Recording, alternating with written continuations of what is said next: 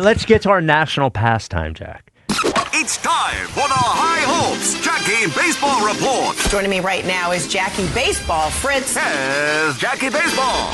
Dude, I don't even know where to start. I mean, there's so much to get to from over the weekend. There's a lot. Really? There is a lot to get to. What happened? Well, I guess we'll start with Painter. Yeah. I guess we'll start with, I know. Hey, headline first. Good place to start. I won't talk about Kerkering learning the splitter right now, but I guess that's not the headline. Yeah. So Painter threw yesterday. Yeah. And it went well.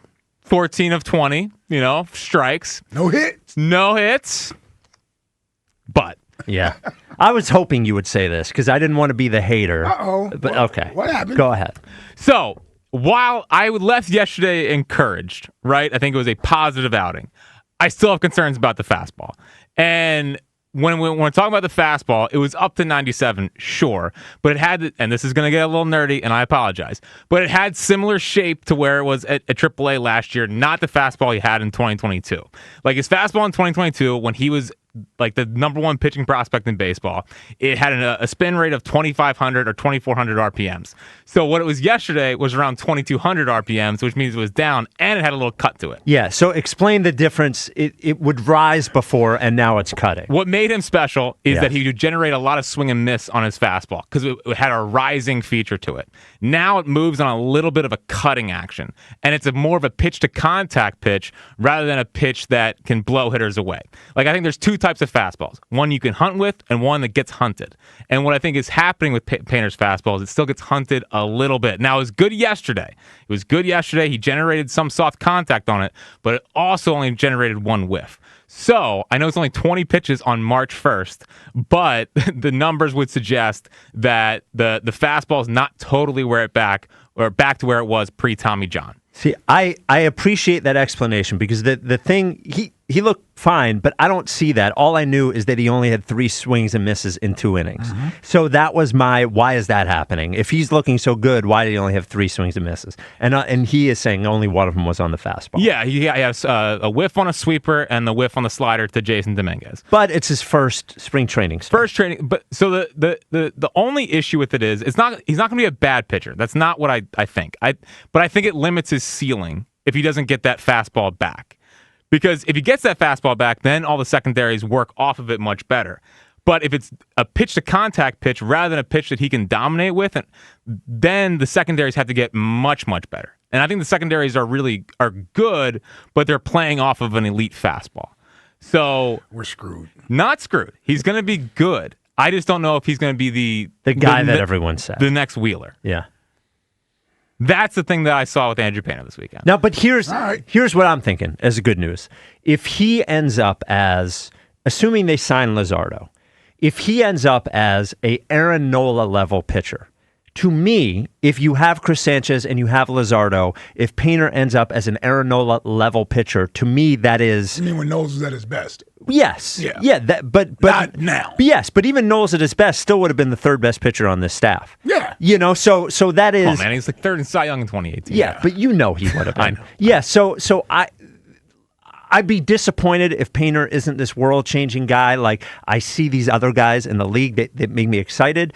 But if you have a guy who is cost-controlled for the next 7 years and is a very solid number 3 starter, if you have Sanchez and Luzardo locked up, it's good. It's just not great. Yeah, I think what I saw yesterday was a guy who is a major leaguer, 100%. I just didn't see special. Like, I saw pretty good. And he looked like he belonged, and he looked confident, and he looked poised. And again, he did generate some soft contact. It's just that fastball being the same kind of grading out the same way it did last year was concerning to me. Hopefully next start, March 7th is when he's taking the mound next. We see maybe a little bit of an uptick, but yeah, can we give him a few starts out there? Yeah, you can. I'm just that. I mean, you could have held on to that. What? There's news. No, I can't. Dude, honestly, I've been thinking about it for the last 24 hours. I know you have. Yeah, there's been a lot of thoughts about the Painter fastball. So that's on Painter, but, we'll see. It reminds me, I'm not comparing him to this guy, but I remember when Markelle Fultz played in the spring training, or summer league. Yeah. He looked fine. He got hurt, and then he came back, and you looked at his shot, and you're like, wait a minute. The hell? Wait a minute. He's still dribbling fine, but so. Well, yeah. Yeah. I think I don't think it's that drastic. Yeah, I know. I don't think it's that. Because it's literally just a little bit of cut versus a little bit of rise. And that's the difference between his fastball right now. Cut, little rise. Yeah, little cut, little rise. Well, little rise. why is, not to, 1 minute on why is that? So the way to usually get to rise is you have to backspin the baseball and like get behind the baseball. So I don't know why. It's like, I don't know why. Okay. What it used to be is you just turned your hand a little bit, and that's why it started cutting on guys. Okay. So maybe this is just getting back in the lab, working with the slow motion cameras, and fixing his spin efficiency. Okay. All right. Go to the next thing before we make everyone throw up. Yeah. He's going to be fine. I'm halfway there. I know. Yeah. I know. One guy who is looking the part is Bryson Stott. He's Yeah. hitting 625 so far this spring. 5 of 8, 2 dingers. OPS over 2,000. Yeah. He's walking all the Well, time. he heard Dombo say he's not an all-star level player, and he's out to He's prove he answering is. the challenge. Yeah. When he's under team control for 2 more years? This year and next. Okay. Yeah. Because he's 1 year behind Bone. Okay. Well, I mean, this is important for him. As he gets to close to contract payday. time. Yeah. Close to payday. So he I tell you what, he should send some of that check to Schwarber because he has the same exact setup as Schwarber. Really? Yeah, it's like The low hands? Yeah, they look like clones. He looks like he's doing the Schwarber thing. Wow. So he's lowered his hands. It makes him easier to get to the baseball. Justin Crawford continues to look the part. I mean, he had the double on Saturday. Works tough at bats. He's not giving away at bats. Hanging in there against lefties. Didn't have a noteworthy catch on Saturday, but at the plate he is continuing to look the part. Like I mentioned, Ryan Kirkring's developing a splitter, which is very exciting. He needs that against left-handed pitching because sometimes the sweeper stays up a little bit to left-handed hitters and they deposit it into the right field seat. He's got to develop a throw to first. Is what he needs to develop. He's fine. Yeah, okay. He blacked out one time. Okay. That's like telling Chris Webber that he has to learn how to call timeouts. Yeah. Johan Rojas allegedly busted for PEDs. What the hell? But by the WBC, so he hasn't tested positive in MLB. Yes. Is it possible that whatever he was doing is legal in MLB and not legal in World Baseball Classic? Possibly, but weed is not legal in World Baseball Classic, it's right? not, but the reporting was it was a performance-enhancing drug. Okay. Does weed count as that? No. Okay. Well, I would guess not. Usually does not. No, it's not going to make you better at baseball. No. Adderall, Matter of maybe. fact, I don't even know how the hell you can even see the ball if you make it Yes, high. yeah. Well, that's like the guy who threw the no-hitter on LSD. Doc Ellis threw the no-hitter on LSD. Oh. Wow. He didn't know he was pitching that day. Wow, that's pretty impressive. And he went out there and threw a no-hitter. Yep. So we'll see what happens with Rojas. Maybe it's under investigation with Major League Baseball and they haven't suspended him yet. I have no idea. Okay. But once again, Kepler, PEDs. Rojas, PEDs.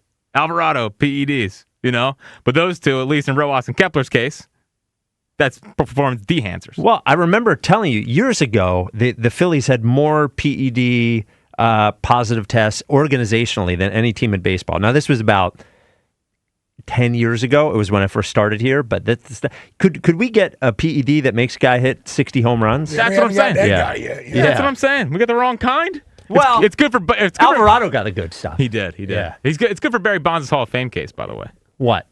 These guys looking terrible after the on PEDs. Yeah. Yeah, seriously. Aiden still has the back injury. I'd be surprised if he plays in the Grapefruit League. I think that this is just a wait to go play in the minor leagues. So Zielecki had a report that who did the quote come from Zielecki wrote that there was a little concern over his back injury, mostly because nothing made it happen, that he just woke up with it and it keeps coming back. Now, when we talk to him, I'm always looking at guys with back injuries to see how they move. Mm-hmm. He was moving normally, and it's not like he did. When we asked him about it, he did not seem worried at all. He was a lot of, I'm trusting the training staff, but he did not seem worried. I think they want to just nip it as best as they can because he had it in the fall and that's where he didn't go to the Arizona Fall League and it kind of came back, so I think they're just hopefully getting rid of it. I don't know. Okay, so we're not going to see him. We're not going to see him in spring training. No, I don't think so. Well, thanks to the Phils for giving them to us anyway. A lot of times when guys are injured, you're not allowed to talk to them, so I'm glad we got to talk to them. Yeah. And then over the weekend, 7-year anniversary of Bryce Harper choosing us. Big question off that. If this doesn't end with a World Series title, is it still a successful signing, or does he need a World Series title for it to be successful? Not for me. It's already been a success. Would you say the Embiid era is a success without an NBA title? I would say he was a great player, but it was that ultimately we'll look back on what could have been. Yeah, probably not. Yeah, Probably not. Because only reason, and not that it's all Embiid's fault. Even the injuries, I can't necessarily blame on Joel Embiid, but in basketball, that individual player can have more of an impact on the team winning and how far they go than you do in baseball. So that's why I wouldn't necessarily classify it as success, even though getting him as the pick was a success. So here's what I'd say. He's a Hall of Fame player. Yes. Yeah. Here's what I'd say about the Bryce signing. I would say the signing was a success. The era is a failure. That's fine, yeah. Because it's not like they signed him and didn't do anything around him. Right. They spent a ton of money. They were in position to win a World Series. And if they don't, when we look back on this and we will say, wait a minute, we had Zach Wheeler and Chris Sanchez and Trey Turner and Kyle Schwarber and we had Johan Duran. They had enough. And we were in the playoffs every single year. Yep. I think ultimately he will be looked at not as a failure, but I think that the thing that people will bring up almost right away will be that he never got it done. Yep. And I agree with you. It's not all on him, but he also, with guys like that, you kind of want them to put their cape on and do it themselves, and he hasn't done that. So, you still make the signing. The signings, Paul George's signing, that will be looked at as a failure. I don't think Bryce's signing will be looked at as a failure, but I think what could have been will be the headline of his era here if they don't win a World Series. I'd say much like it's very similar to Embiid's. Yes. From that standpoint. Yeah. Not a success from the player standpoint, but the era. Yeah, I mean, both guys MVPs. Yep. Both guys. I mean, and Embiid, one of the three best players in basketball for a period of 4 years there. Yep. But ultimately, people will, and I think you wait long enough, people will be happy that Bryce signed here and all those sorts of things. But if they don't win a World Series, given how successful they've been, how much money they've invested, I think that and raised up. Yeah, our era of football was not a success because you didn't win a Super Bowl. Yeah. I mean, we had the talent to do it. Right. And great teams. We all look back and say great teams and have good memories and all those sorts of things. But that is the thing that people bring up. Yeah.